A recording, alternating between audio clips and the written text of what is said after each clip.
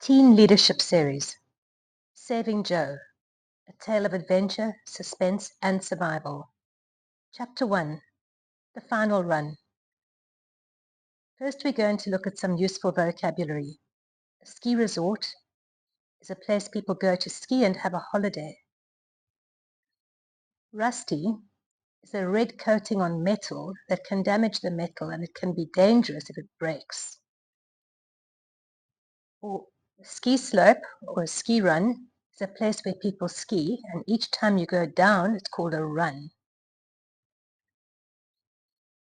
Boarding school is a school that provides student accommodation like a hostel.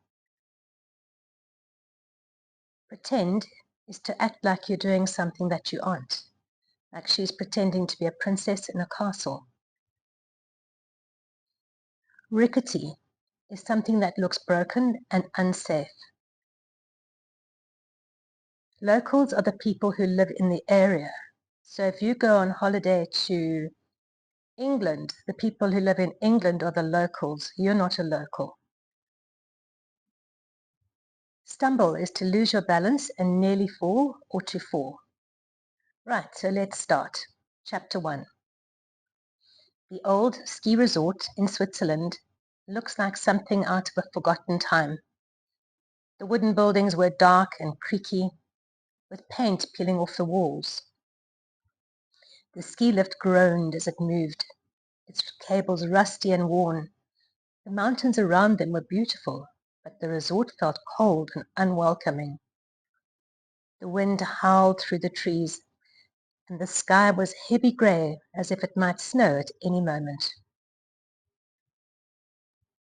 Carl, Diana, and Mary stood at the bottom of the slope with their teacher, Mrs. Brown, and 4 other students. They had been excited about the ski trip and a break from their boarding school life, but now they were stuck in this strange old resort. Mrs. Brown, a woman in her late 40s with short brown hair and kind, tired eyes, looked worried as she spoke to them. "There has been a problem with the other resort," she said, her voice steady. "We have to stay here for now. But be careful. This place isn't as modern as we are used to." The kids nodded, but Carl and Diana were already looking up at the slopes. Carl, a 17-year-old Portuguese student with a natural charm and an athletic build, couldn't wait for the slopes. His dark wavy hair was slightly messy, and his hazel eyes sparkled with excitement. He loved the thrill of skiing and was always the first to suggest a run. Diana, one of the identical twins, was just as eager. At 17, she was outgoing and energetic, her long dark brown hair falling in soft waves. Her bright blue eyes sparkled with mischief, and her bright pink jacket made her impossible to miss. Mary, Diana's twin, was quiet and serious, her dark brown hair often tied back neatly. She looked just like her sister, but her expression was more thoughtful than playful. Mary had a natural gift for healing, a skill she inherited from her Iraqi grandmother. She always carried a small bag of herbs and other natural remedies with her. Mary was a natural listener, and she had the ability to sense when something was wrong. Ski lift. After a few runs down the slopes, Mrs. Brown called everyone. "The weather's getting worse," she said. "We need to pack up and go back to the lodge." Carl and Diana looked at each other. They weren't ready to stop. As the others started to leave, the twins and Carl pretended to pack their gear, but instead they quietly went back to the rickety ski lift. "Come on, Mary," Diana said. her bright pink jacket standing out against the white snow. One last run. Mary hesitated. She looked up at the old ski lift, its cables swaying in the wind. I don't know, she said. Something feels wrong. Carl laughed, his blue helmet gleaming under the grey sky. You're just scared because it's old. It'll be fine. Reluctantly, Mary followed them onto the lift. As they got higher, the wind grew stronger, and the lift swayed dangerously. Mary gripped the bar tightly, her white jacket blending into the snow around her. She looked up and saw 3 men on the lift above them. 2 were dressed in black, their faces hidden by scarves and goggles. The man in the middle was older, wearing suit trousers and a thin green tracksuit top. He didn't look like he belonged on a ski slope. Who are those guys? Mary whispered. Diana shrugged. Probably just some locals. Don't worry about it. But Mary couldn't shake the uneasy feeling that something was wrong. The older man looked very, very scared, his eyes moving around as if he was looking for an escape. His thinning grey hair and face lined with worry made him stand out even more. His hands trembled as he gripped the ski lift bar, and he seemed out of place, like a man who was in a situation out of his control. There was something about him, something desperate and afraid. The 2 men in black were tall and broad-shouldered. They didn't speak much, but when they did, their voices were low and cold. They seemed to be watching the older man closely, their eyes never leaving him for long. There was something about them, something dangerous, that made Mary's stomach twist. When they reached the top, the 3 men were already there, standing near the edge of the slope.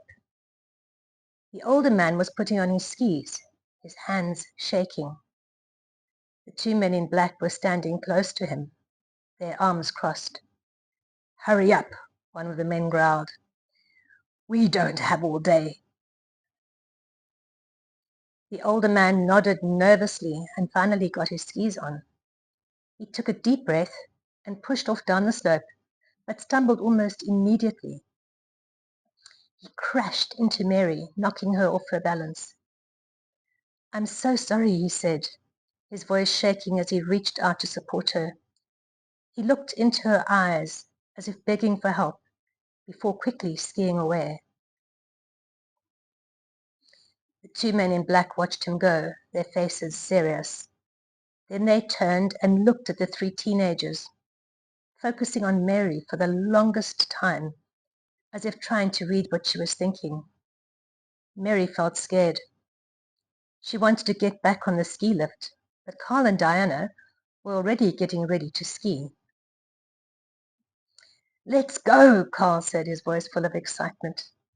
Wait, Mary said. I don't think we should. But it was too late. Carl and Diana pushed off down the slope, their laughter echoing in the air. Mary hesitated, then followed, her heart pounding. A loud noise. The slope was steep and icy, and the wind made it hard to see. Mary tried to keep up with Carl and Diana, who were far ahead. She kept looking over her shoulder, half expecting to see the men in black behind her. Then she heard it. A sharp, loud, sharp noise like a crack. It echoed through the mountains. A few seconds later, it happened again. What was that? Mary shouted, but Carl and Diana were too far ahead to hear her. She looked up and saw the older man skiing from one side to another, trying to get away from the men. The 2 men in black were following them, their skis cutting through the snow like knives. Mary knew something was very, very wrong. Carl, Diana, she yelled, but the wind carried her voice away. She skied faster, trying to catch up. The noise came again, louder this time. Mary's heart raced as she realized what it was. A gunshot. To be continued. The three teenagers are now caught in something much bigger than they could have imagined. The old ski resort wasn't just creepy, it was dangerous. And Mary's bad feeling had been right all along.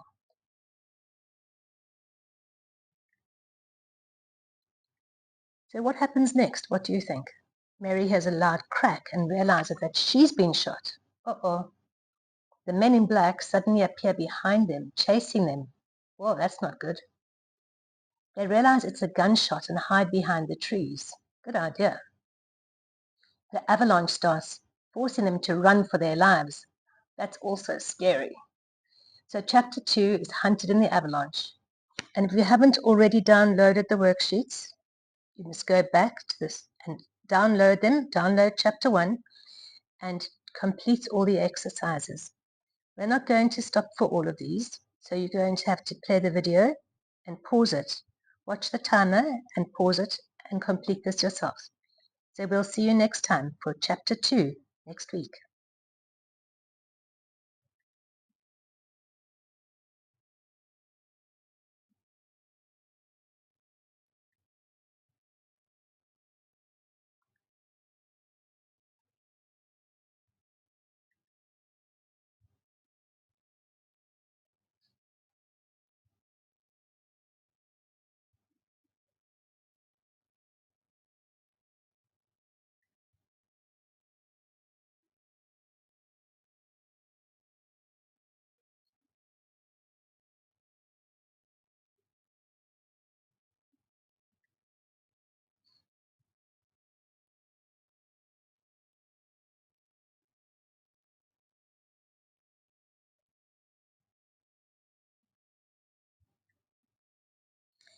Good job. We'll see you next time.